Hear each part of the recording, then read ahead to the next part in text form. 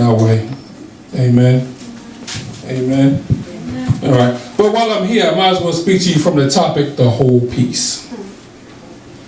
The whole piece. Somebody say the whole piece. The whole piece. The whole piece. Not the half piece. Not a piece of the piece. But the whole piece. Now this title, The Whole Piece, it came about when I was teaching a Bible study a couple weeks ago, and there was a portion in the Bible study where we was talking about God and his peace. We was talking about how God's peace is one complete unit. He does not give pieces of his peace, is what we talked about. He does not give you peace for sorrow and peace for worrying on your bills. Or his peace is one piece, and that one piece covers any issues. It covers all issues.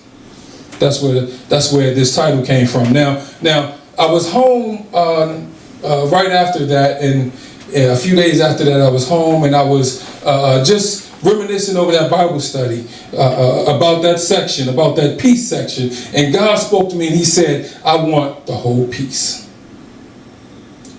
And I didn't understand what he was saying. I'm like, okay, you want the whole piece? What does that mean? And I realized that God was telling me that he wants us to worship him wholeheartedly. He wants us to love him with our entire heart. He wants us to glorify in his presence completely. You see, he wants the whole piece. But so many times we give him piece of us.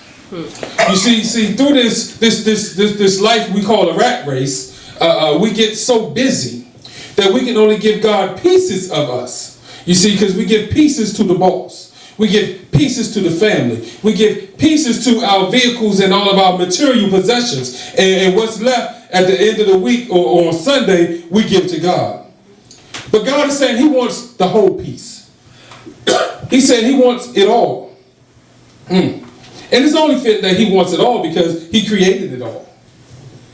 So when we say the whole piece, exactly what do we mean? All. He wants all. He wants all of your worship.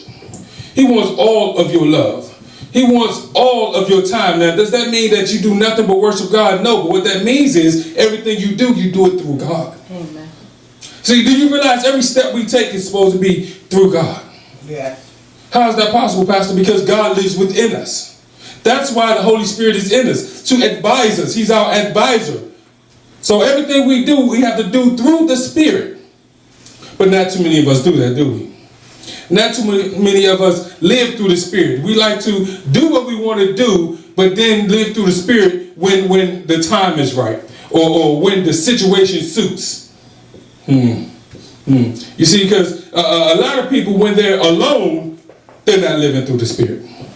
When they're by themselves or with people that they're comfortable with, they're not living through the Spirit. But when they're with their pastor, they get the shalagooms and they get all of the spiritual lingo together.